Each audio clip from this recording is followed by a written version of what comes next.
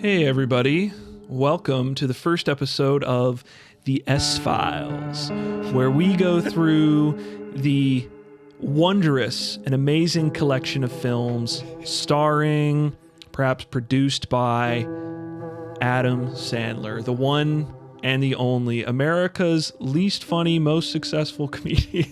That's the bit. I mean, Yeah, there's right. some good ones. If you look at the Venn diagram or like the ratio of funny to successful, his is the most lopsided. Yeah, and like Dane Cook is on there too. Yeah. So what I wanted to say was the origin of this series comes from a long tradition that Lucas and I have of going to like the Exchange or a local store that sells DVDs, looking in the bargain bins for the worst comedies that we can find. And so many of them happen to be Happy Madison Productions with Adam Sandler. And so we always thought we need like a show where we can just vent about some of these dumb films because they do really range in quality. Like Sandler has had some bangers, and then he's got like some that are like frat boy comedies kind of, and then he has like pseudo family stuff that he makes now. The stinkers. Yes. Yeah. And then This one is all of them. he does have some major stinkers. This one right here, we'll have to save Jack and Jill for a special one because that was the one Sandler movie that couldn't even survive our 15-minute test, which is anytime we put in a Sandler movie, we give it a 15-minute test where, hey, we'll give it to the 15-minute mark no matter what. And then once it hits that, we can decide to shut it off, put a new movie in, or keep going. And Jack and Jill, I remember, is the one time we ever broke the rule because at like 3 minutes in, I think one of us was like, is it 15 yet? And we paused it and it was like at 3 and we were like, you want to just take this out now? It may be the worst movie I've ever seen. Probably. I've never seen this movie, hands down. Yeah. We have watched extensively. We kind of branch out a little bit, and there can be movies like Joe Dirt. I don't think is technically a Happy Madison movie, but David Spade tends to be. It's very much in the vein of Happy. It does say a Happy Madison production on the back, actually, looking at it. Does it? Yeah. That's unaware. Yeah. Columbia Pictures presents a Happy surprising. Madison production. But even if it weren't, it's in the vein of a Happy Madison movie. Sandler adjacent. Yeah, it stars a Sandler friend. And I guess let's just jump into it because this week we are covering Grown Ups. And we picked it because it's free on Netflix. It's also an interesting starting point because if there is the spectrum of Sandler, Grown Ups is sort of in the middle. Like, it is a film I feel like everybody saw. It's a very confused film. It doesn't know what it wants to be. It's kind of designed as a family-friendly movie, I'd say. It tries to be an adult movie. Yeah. It flops at that. Mommy, I want some milk. Come here, we'll give you a little something. Your son is so cute. How old is he? 48 months. That's 4. Yeah. It tries to be a kid movie. It flops at that. Dad, are you making a sissy? You know they put a chemical in the pool that turns urine blue. No. It's an old wives' tale, sweetie. Oh my God! And then it tries to be like a family, feel good, and it flops at that. Then we want to try to describe the plot. Yeah, I guess before we get into the plot, I just wanted to talk about, I took some notes because there are Sandlerisms in movies, and I want to add to this list as we go on, guys, like stuff we notice, but I wanted you guys to keep these in mind for future viewings. So also, Waboom, in the future, we're going to have like a board behind us where we have all of the Sandler movies that we've watched. So this is the first we one. gotta It's gonna be rank the first it. one on the board, Yeah. and we're going to have a ranking list, and we're going to have our maybe like board of Sandler rules. yeah, we'll try to rank the Sandler movies. So the first Sandlerism I wanted to note, because these are all ones that appear in this movie in particular. And maybe we'll add as we go, but Oh yeah. number one is having a wife that's out of his league. It's always like a really, really attractive actress is always Adam Sandler's wife in these movies. Bonus points if he acknowledges it in the movie Yeah. also, where he goes, In "Oh, oh, look at my wife. In Grown Ups, his wife is Selma Hayek, which is really funny. Number 2 is doing the voice. Let's see this. Look at that. Ooh, ooh. Which Lucas just did. I inadvertently did. Oh, this is the Adam Sandler voice. Yeah, we actually get very little. A of the little Sandler. bit, and it's only in like funny moments. Yeah. So it's We you get know. very little of the Sandler voice in this one, surprisingly. If you don't know what it is, we're going to be doing an episode in the future. Go watch Hubie Halloween. It's the voice he does the entire movie. Yeah, the entire. It's anytime he wants to do a goofy voice. I feel like Sandler has only had 3 voices. There's his normal voice, the voice, the oh shooby dooby doo, and then the voice he does in Little Nicky. Yeah. I want to make abundantly clear throughout watching all of these movies over the years, we're going to be like kind of like shitting on these movies a lot. We're really big fans of like Adam Sandler at this point. Yeah, I guess so. Sort of. I can't. It's like Stockholm syndrome. I've been held prison by his movies so long. I want to like meet Adam Sandler now and like hang out with him. Like I feel like I've just watched so many of his movies at this point. We can't even get the guy we now. can't get even Max Geiger on a show, man. How are we gonna get Adam Sandler one day? So, the third thing I wanted to bring up. This is the most egregious thing in every Adam Sandler film, but that is all of his friends. He has a recurring list of friends that shuffle in all of his movies. And you'll notice we have Joe Dirt here with David Spade, and we have Here Comes the Boom with Kevin James, because not only do these guys star in Adam Sandler's movies, but then they get their own movies under his production company. So it's all kind of a big networking of like him getting his friends paychecks. So in this one, just wanted to note David Spade, Kevin James, Rob Schneider, Jonathan Logren, Steve Buscemi, and Maya Rudolph. Just a handful of the Sandlerites that appear in they appear in one and then they're in all of them. Was this the movie that kicked that off? No, not at all. He started that, way long back. This was like this movie is the most egregious example of it, definitely. Until Grown Ups too. Yeah, this movie comes off like him and his friends just wanted to take a vacation, and so they were like, let's sit around and do improv. We'll have Sony pay for it, and we'll have to work a little bit, but like we'll get to go somewhere for free pretty much and have like catering and people doing our hair. An egregious product placement, which further adds to the budget, which goes all to Adam. I'll get movies do that. Adam Sandler will get to make out with Salma Hayek, Well, also too, these movies are a product of like early 2000s, but they extend well beyond that. Mm-hmm. Like if you think about just the boner comedy genre, like of like American Pie, that's very much the vein this is in. You don't really get that anymore. The age of Sandler has lasted. Like he came about in the 90s and he is held well into like 2020. He's still got that Netflix deal. Like he's still churning these bad boys out for better or worse. Oh yeah, I can't wait to see like the next new movie that comes out that none of us have seen that we all watch together. The last 3 before we get into the plot, I just want to say Sandler's family members pop up. They pop up in this one, especially his wife Jackie Sandler is in like every movie since they got married, and his daughters always show up in his movies too, and a lot of times they just play his daughters. His daughters will play his daughters, but his wife will never play his wife in the movies. It's always like his enemy. Well, because then he can't like have Jennifer Aniston as his girlfriend, Whoever his enemy is, his real life wife will be like his enemy's wife in the movie, or she'll be like playing like the bitch or something like that who doesn't like him. Or I think she plays like a newscaster in one of them. Yeah. We have major celebrity cameos, so like random celebrities show up sometimes. I know the worst form of that is in Jack and Jill when Al Pacino does the Dunkachino commercial.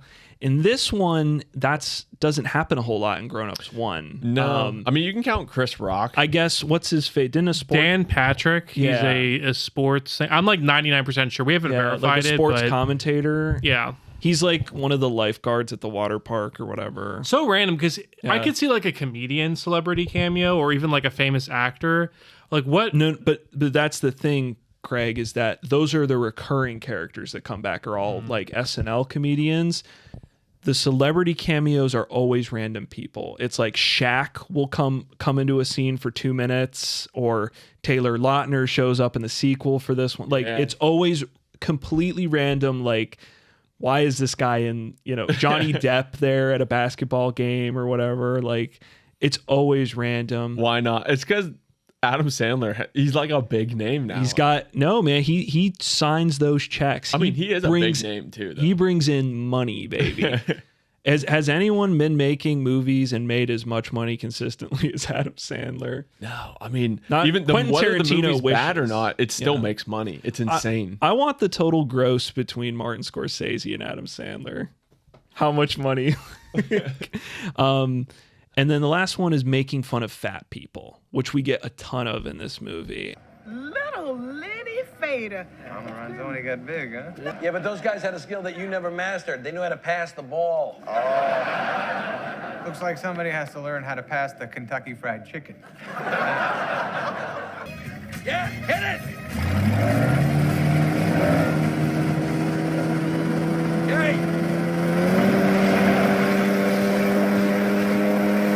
Hey, sweetheart, could you use a fork, please? No, no, no, no, no! Looks like she didn't get the memo. I feel like his older ones, this one's pretty bad too, but some of his older movies were a little more guilty of this. Yeah.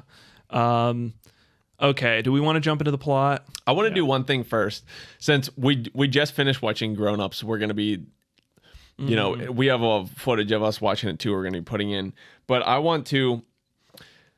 we haven't looked in a while. I don't think at least any of us have. What is your guess for the Rotten Tomatoes rating on this movie? I bet you that this movie got like a 60% on Rotten Tomatoes. I'm going to say, I wanted to say 57 was my inclination, but you're close to that. I'm going to go 41%. Okay. I was actually going to say 42. No joke. Interesting. No joke. Okay. So let's check. So you guys are thinking 40s. I'm thinking it got fresh, certified fresh. I honestly think it did, but we're going to see right here. Because it has a few trickery scenes where it pretends like it's got a theme and a heart or whatever. Grown Ups. Yeah. Let's see. What did it get? 11% on Rotten Tomatoes.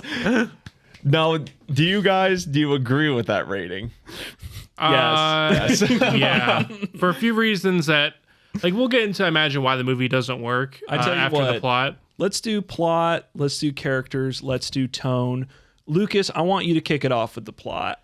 All right. So this whole movie is just boomer humor is essentially the main theme that they kick it off with. That's it. No more video games. No more cell phones from now on. Stay outside and play. What are we supposed to do? You see a rope in a lake and that doesn't make you want to go nuts? There's this whole little subplot about it starts out showing their old basketball coach, and then it's in the future and they all have kids now, and it's oh, our basketball coach died. Yeah. Don't worry about that part. They don't reference it again. They reference it for one scene in the movie. And that's, you think this is this is going to be a driving point of the movie. It's not.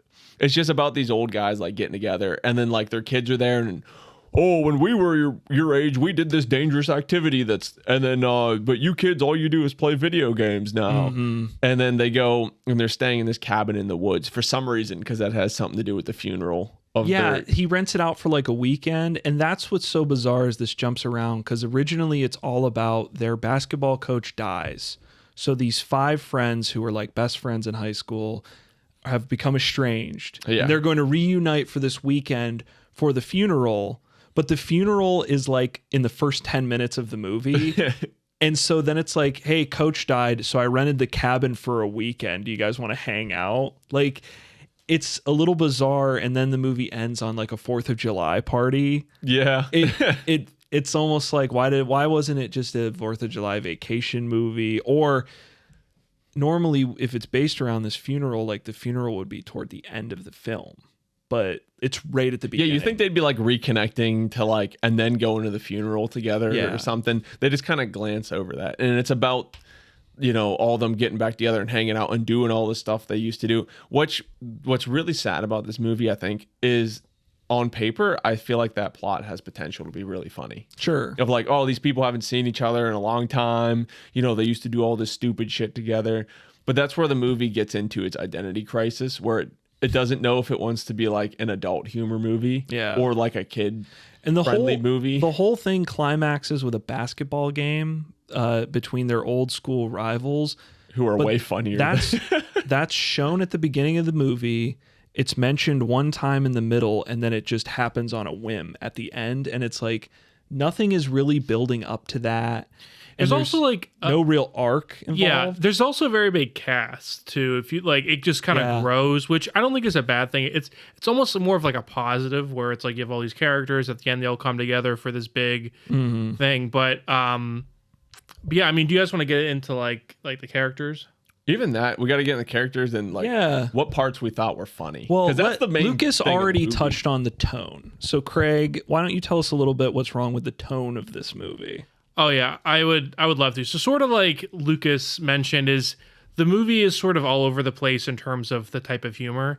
You have like Nickelodeon style humor of kids like flying off of like a giant inflatable float, landing in the water. Kids just like playing with like hanging out and like throwing sticks and stuff. And like kid jokes. And then you have David Spade fucked the dog. Oh, I had the sexiest dream about a little blonde girl, though. Yikes. I think it was a dream. Dick sprayed jokes with the titty milk. Yeah, titty milk spray. Like you have some really adult stuff mixed in with that. Like, and I imagine that if Adam Sandler was promoting this movie on like a late night show, he would say it's fun for the whole family. And you got like women type, like they're supposed to appeal to women where like the girls are all together and it's like a girls' time out. Yeah. And I think it's supposed to be a family thing, but like it obviously doesn't work because you have humor that's all over the map. There are times too where like I think maybe an artistic decision was to have these 4 or 5 millionaire comedians riffing with each other. Yeah. And it's supposed to be like, oh, well, you know, you're here with your bros, like your bros riff, but like there's huge parts of the script that are like clearly not scripted. It just says improv. And because you have, like you just said, 5 really famous comedians, and it's supposed to be like if all the bros are together. Can you have sex when they're pregnant, or does that hurt the baby? No, Mackenzie can, because the baby thinks he's getting a Tootsie Roll. Snickers. You're right. Snickers. A little bigger. But this movie can't decide if it wants to be like a 90s boner comedy where all the bros are just hanging out for one last hurrah, or if it's a family comedy where, you know, you're telling your kid that the tooth fairy's not real. Spoilers. Yeah. Well, I mean, spoiler, the tooth fairy. And those riffing segments are so like just not funny, probably because they're hamstrung by like the PG-13 rating. Yes. So if it was truly a bunch of friends, and maybe you can get like really funny, but it's so restricted that those scenes are just like painfully bad that you can't believe these famous comedians are telling these jokes. Yeah, man. I think you said when we were actually watching the movie, you're like, I feel like the behind the scenes where they were like riffing was way funnier than what was in the movie. Probably all of them like hanging out making the movie. They probably said behind the scenes dropping some like, you know, some real like dirty and funny jokes. They probably said some way funnier stuff than like what actually gets said in this movie. Those guys had a skill that you never mastered. They knew how to pass the ball. At least I'm not Paul Blart. And you know, there's a whole lot of, like Kevin, like they all get typecast in a way. Like Adam Sandler's supposed to be the rich guy, but he's down to earth and he doesn't want anybody to know he's rich. And Kevin James gets typecast as the fat guy. You know, Kevin James looks like most Americans. But he's the fat guy. Like he's just so fat, he constantly wants to eat, and he's sitting on things and breaking them. And then the boat tries to take off at one point, and he's holding on to the thing, the jet ski, and the boat's like in the air, full rev. And the engine falls off the boat because Kevin James is just so fat. They even make fun of a child actor who's like, you know, supposed to be overweight or whatever. And, you know, they have her throwing a tantrum because she can't have another slice of cake. And it's just like, such low-hanging, lazy fruit. Like, I am not against a comedy movie making a fat joke. Like, you're watching an Adam Sandler comedy, you know there's going to be racist stuff and like fat stuff or whatever, but they just do it the most laziest form of it. Yeah.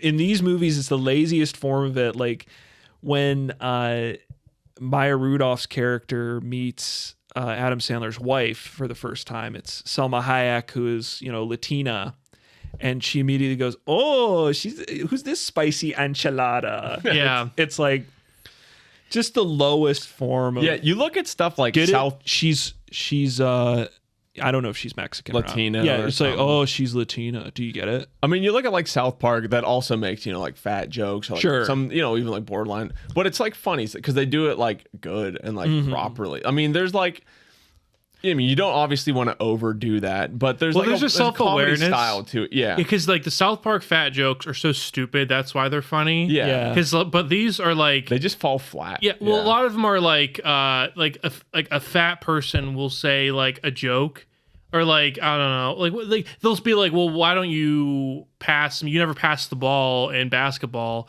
and then Adam Sandler's character says, well, he was too busy not passing the KFC bucket. Yeah, right. It's like the laziest comeback. But just like calling like, you know, a Latina woman like, oh, a spicy tortilla. Yeah, right. That's just bad. It's like good one. Yeah. And I guess to fly through the characters, there's not much to talk about because I didn't even know their names to the end of the movie. We got to a certain point in this movie, and I asked you guys, like, we can probably play the B-roll footage. But I asked you guys, I was like, do you guys know any of their like names? Can I just say I just realized something, and I want you guys to correct me. I don't know anybody's name in this movie. I don't know any characters' names in this movie. I just keep referring to them as Adam Sandler and Rob Schneider. Do Rob's they give them character names? Rob. It's just Rob. I'm not kidding. Do they give them names at all? I don't remember. They do. I think David Spade's character is Higgins. Everybody gets called by their last name. Someone was Lenny. Was that Adam Sandler? Lenny was Adam Sandler. Yeah. And so there's so much wrong with this movie, but like they all get typecast in a certain way. And, you know, Adam Sandler's rich, but he's afraid it's making his kids spoiled. And they're all whipped by their wives. Yes, too. Kevin James is mainly like the whipped suburban dad. You know, like his kids walk all over him and he's unemployed or whatever, even though he has a big house and a hot wife, you know, he's unemployed. So that makes him bad. And then Chris Rock is Mr. Mom. His wife makes all the money and he stays at home as the homemaker. And David Spade's character is that like he's a dirtball, like single guy who's sleeping with waitresses. And Chris Rock's character, or sorry, I already said Chris Rock. Rob Schneider's character is that he's David Spade plays all the time, like Dickie Roberts, former child star. Yeah. It also Dad of the Year or whatever that movie is. Father of the Year. I can't wait to watch that one. Same character. I genuinely think that movie's funny. There's a moment in this movie where they all come together and they all tell each other the lies they've been telling. Like they confess their lies to each other. And I kept waiting for something to actually happen in that scene, but nothing of consequence really does happen. Like Kevin James just randomly drops the bomb that, yeah, I actually don't have a job. And they're all instantly just like, why did you hide that from us, bud? We love you. And David Spade's character, so there's a lot of references in this movie to David Spade's character being gay. A lot of people keep saying he's gay or that he's effeminate. And there's literally a scene where he comes out of a closet in this movie, like walks out of the closet and everybody sees him do it. And so the first time I was watching this, I thought, is it going to turn out like David Spade's character, his confession to all of them is going to be, you know, guys, I never got married, or I am married, but it's to a guy or something. Like that would be a real test of, or like he's gay and he covers up like that by over by being the dirtbag, overly masculine character, like let's get drunk, you know, and constantly hitting on women or whatever. And I thought that would be an interesting arc for that character, is that he's like, oh, I'm actually insecure, so I put on that show I'm actually gay. And then these group of good old boys, have to kind of accept their friend, but that doesn't happen. No. Yeah. So don't worry about it.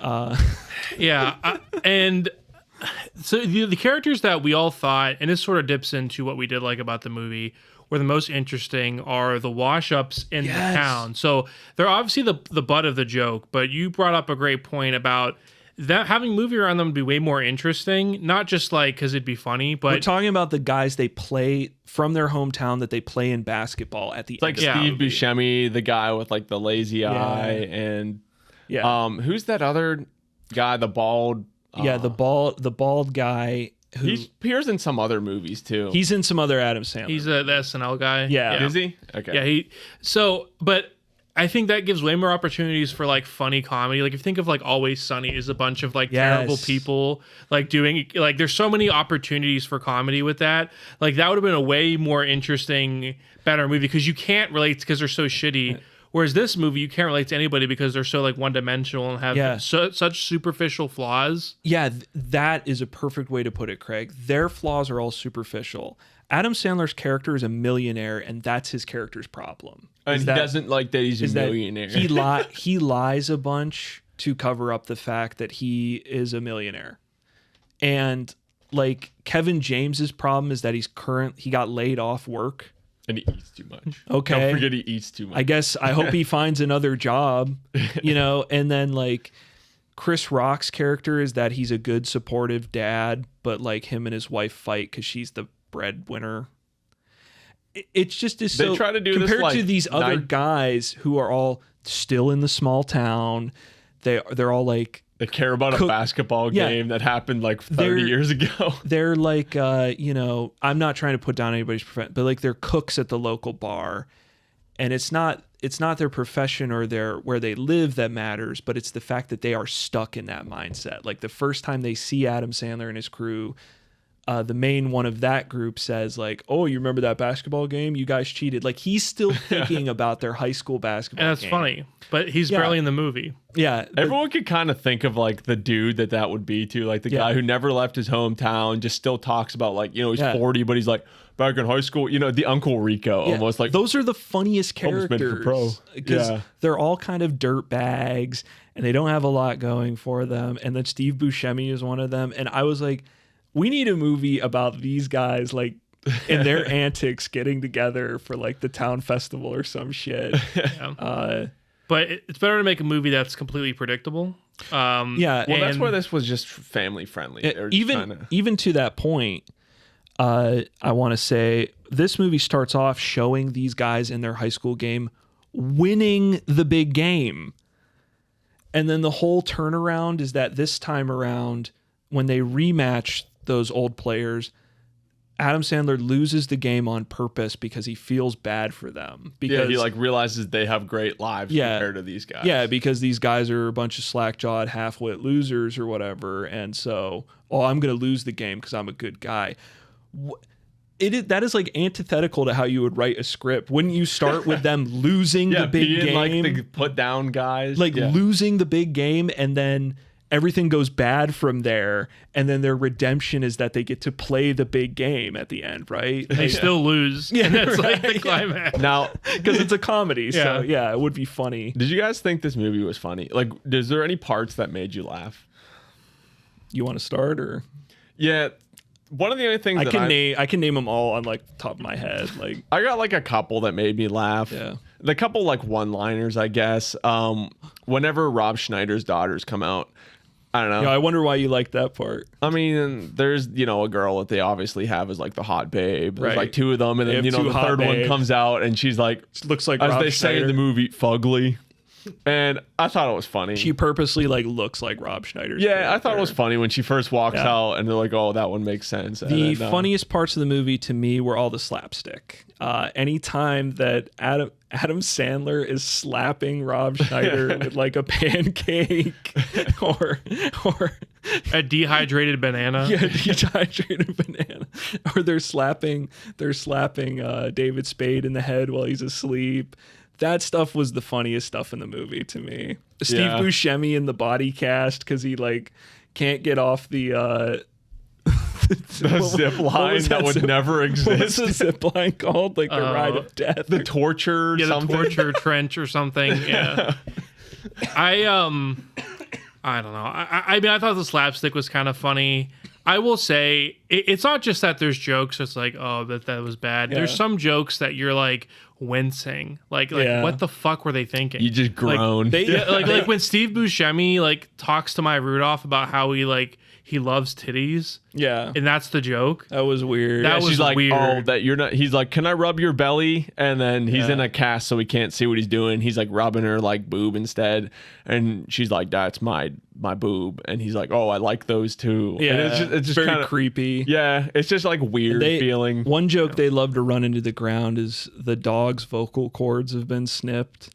So he barks weird, and they keep saying it sounds like a turkey, but it doesn't sound like a turkey. But they just keep rolling with that. Yeah. And the annoying dog. It gets said like 3 or 4 times. It gets mentioned that the dog sounds like a turkey, and they should kill it, and that they need to kill the dog, which is just like, all right, funny, I guess. I don't know. There was a couple like one-liners that were like got a chuckle out of me. Like, oh, the one lady's like, oh, men lie, and he's like, oh, and, Adam's wife is like, oh, when's the lying stop? And he goes, after this. And then tells like one more lie. And I was like, it's funny. Yeah. Yeah. I don't want to be so cynical that I can't give the movie any credit. Sure. It's just really hard to overlook a lot of like. Oh, also the child actors. Oh, yeah. Well, I was thinking about the chocolate wasted. I'm getting chocolate wasted. What's wasted?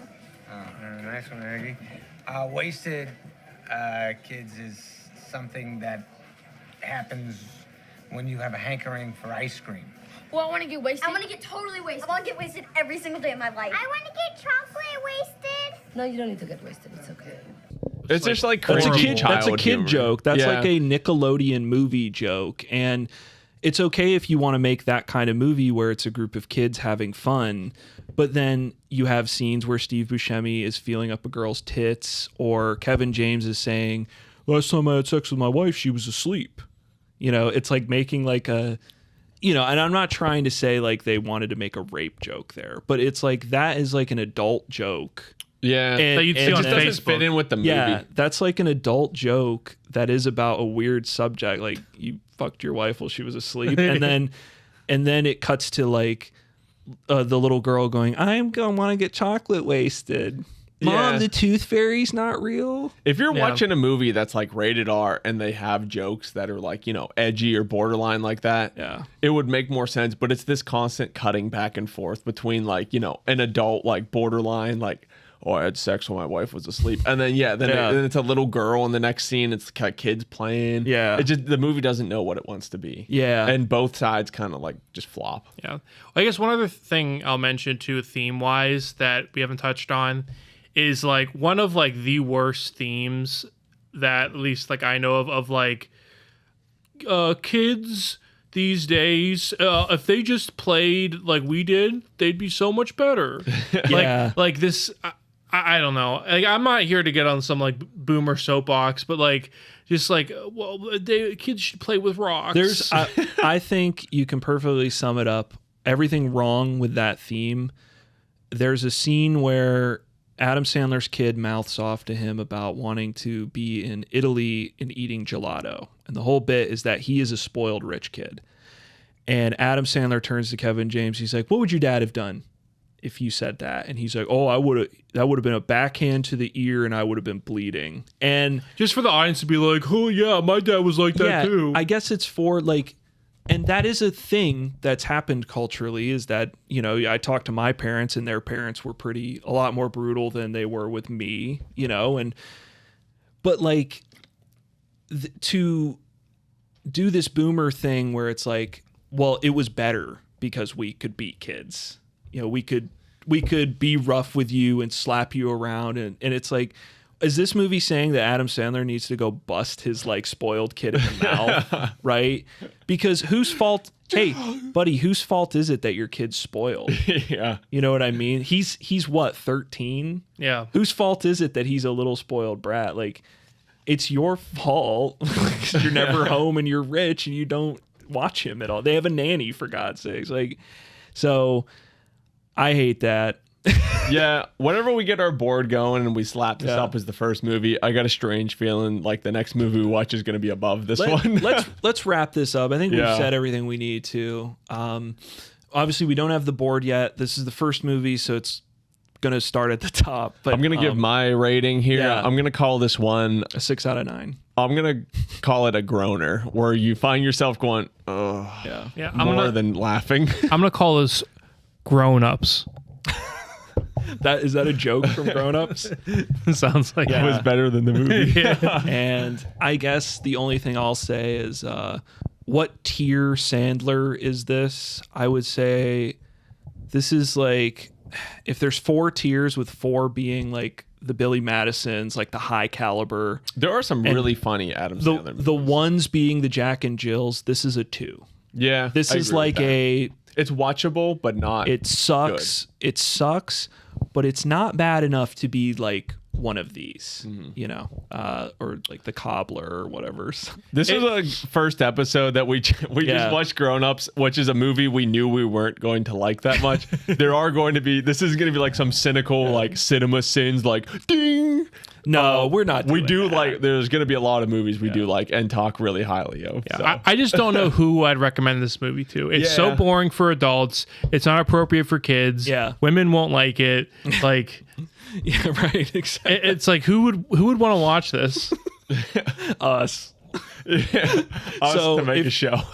if you want to do the watch along at home with the S-Files, feel free to put yourself through torture, but it's on Netflix right now. Yeah, for free. But I would say, you know, I wouldn't recommend it for you to go watch it. Like, I would say you can skip this one. You can probably watch Grown Ups 2 when we get to that without watching this one. I think Grown Ups 2 we gave you the better. plot. I think Grown Ups 2 is honestly a lot funnier. I'm looking forward to that over this one. All right. Well, any other statements you guys like to make? I'm good. Before we close out? Okay. As always, you're joining Xenu Games. Please like and subscribe if you're interested in the content, and stay tuned for more of the S-Files.